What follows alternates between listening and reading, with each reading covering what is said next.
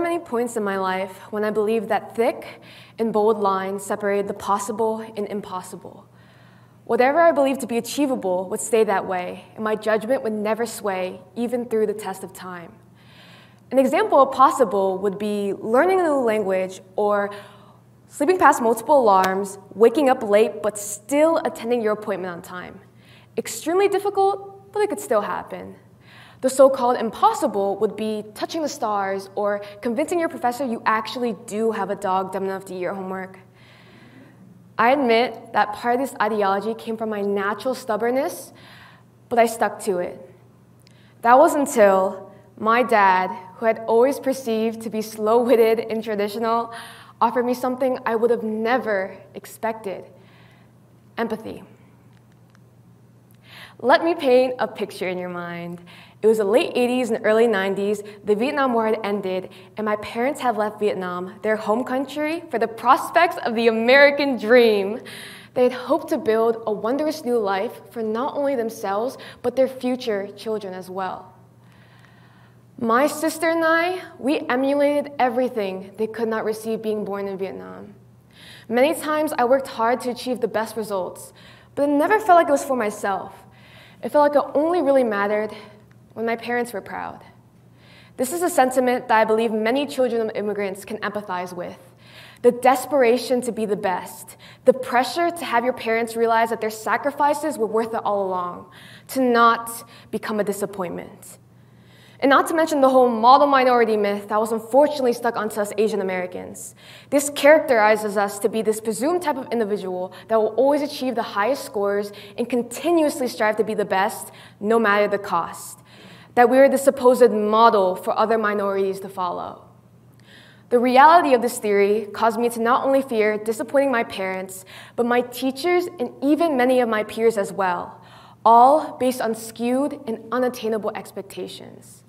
To add even more pressure, my parents were not open people. They were taught by their parents, who were led by a whole generational culture that relied on an authoritarian parenting style, which valued little communication and an emphasis on following the rules. This style of parenting was considered the only style of parenting. Through every argument and complication, my parents refused to hear my point of view and pushed forward punishments for any mistake that I made. While losing hope, I began to imagine that whatever I accomplished amounted to nothing, and at the age of 8, I had realized I'd never experienced true happiness.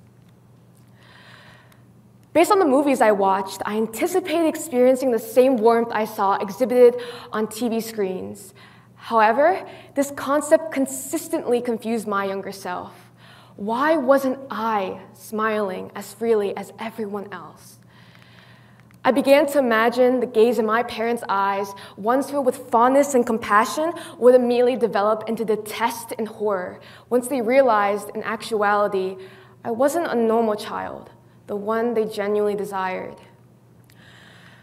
I started to become distressed, and slowly this started the creation of horrific scenarios in my mind that questioned my purpose in life and if others also agreed that it would be better for me not to be here anymore.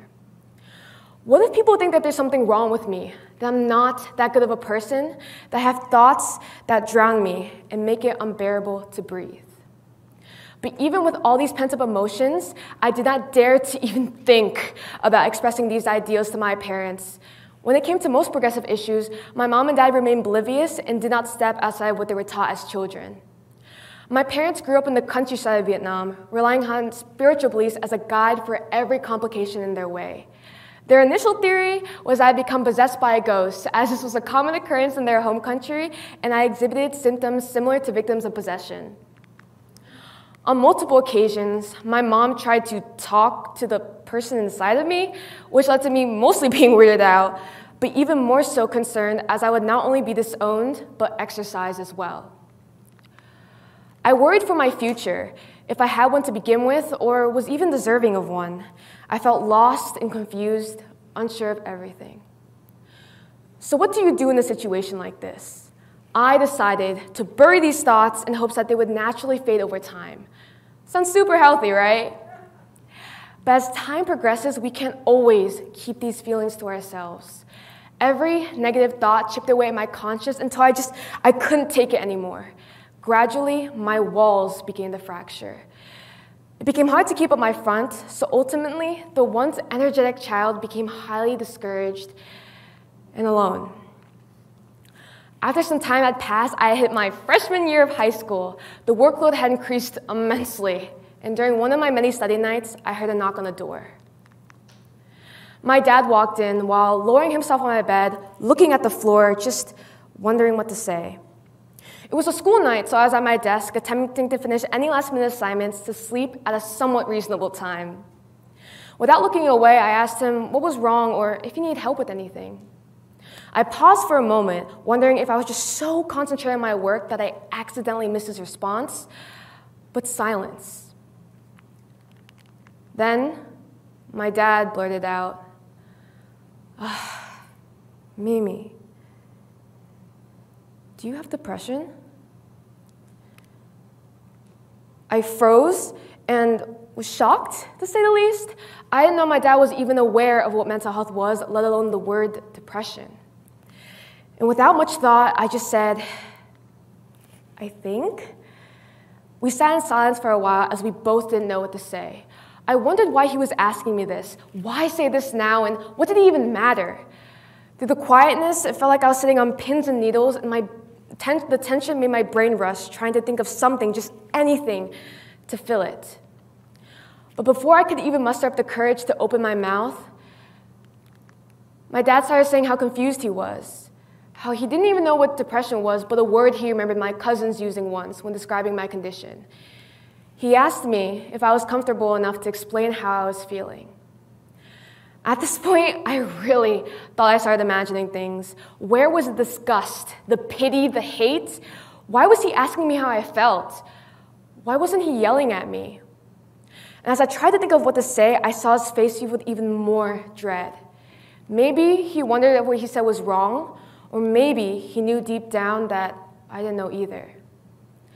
Eventually, I opened my mouth and let everything and anything come out. And as I rambled, I could feel my face burn up and tears came pouring down, making it hard to talk and even breathe.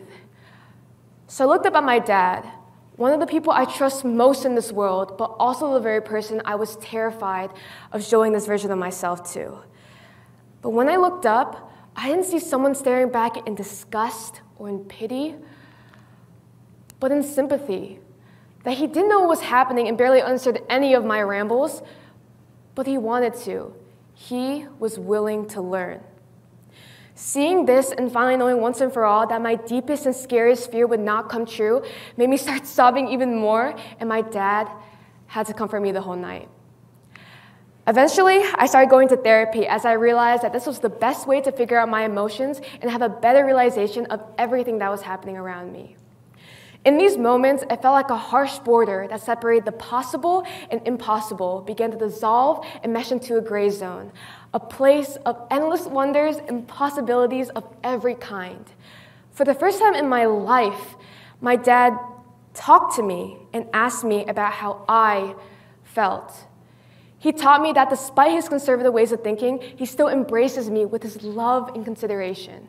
He could have chosen to remain ignorant, something I assumed he would naturally do due to his upbringing, but instead, my dad was determined to bridge the gap between two generations and chose love and kindness with every step of the way. My mom, and my sister's care allowed me to finally get the help I needed and live a life experiencing the joys of the world and also learning true happiness too. Not the years of fake laughing or smiling, but the one that gives you butterflies in your stomach and allows you to smile or giggle wholeheartedly, a true giddy-like feeling. In the end, I do understand that I got lucky with my parents becoming more open-minded to these ideals. However, I want to spread a message of hope that my story does not share the same rarity as winning a lottery ticket. I hope that if you were to get anything from my story, to know that yes, you do deserve care, and yes, your mental health does matter. I lived my whole life waiting for a sign to ask for help, and it took me 14 years to finally get it. I was where many of you are now, And I'm here having my world come crashing down in a moment of absolute defeat. Do not be me. Do not wait for your breaking point. In 2018 actually, the Office on Minority Health released a study that stated Asian Americans were 60% less likely to receive mental health treatment as compared to their non-Hispanic white counterparts. 60%. Please do not take this number lightly. With no surprise, in 2019, suicide was the leading cause of death for Asians and Pacific Islanders ages 15 to 24. To those who are Asian American, do not let stigma prevent you from getting care, especially with the whole model minority myth, which is made of fabricated stereotypes. We are so much more than the scores on our tests and number of monthly sales. It's time to finally stop attaching our worth to numbers, to stop feeling as if we have to prove to ourselves and to everyone around us that we deserve to be here. Growing up, we were all taught to keep these swirling emotions to ourselves, that addressing them makes us weak or inferior. That is not true. To be open is one of the strongest and bravest things that we could do for ourselves. I know that each and every one of us has our own unique experiences, but we have all felt that moment of hopelessness and despair as if nothing good can happen. It's hard. We've all been there. But today, I stand here full of scars both visible and hidden, with each scar telling a unique part of my journey to where I am now. To have this whole talk about being vulnerable and not opening up about my own experiences will be quite hypocritical. So I want to use this time to offer an example that it's okay to open up, whether it be to yourself in a journal or to close friends and family. Any step, big or small, is a step in the right direction. As I've said in the beginning, I have lived my life only seeing two visible sides: what is possible and what is not. We fear exploring beyond the boundaries of both sides and instead choose to restrict ourselves to what we imagine was true. But look where that has gotten us. We are just left fearful and only wonder about the possibilities of these what-ifs. So, I want to be that push for you. If any of you ever wondered what it'd be like to have a therapist, reach out to one. If any of you ever wanted to talk to your parents about these emotions you've held back, have that conversation. If you wanted to scream into a pillow or out a window to relieve stress, make sure the whole neighborhood can hear how loud you are. This is the time to finally break that cycle of trapping ourselves in the beliefs of what can and cannot be possible, as in many occasions, taking that next step allows a breaking of those walls. In the same blending effect that my dad had that one night my freshman year. The first step is difficult. Oftentimes, this makes or breaks your journey ahead. But to overcome stigma, stop bottling up emotions, and finally break negative thinking patterns, this first step is necessary. The step towards vulnerability. Thank you.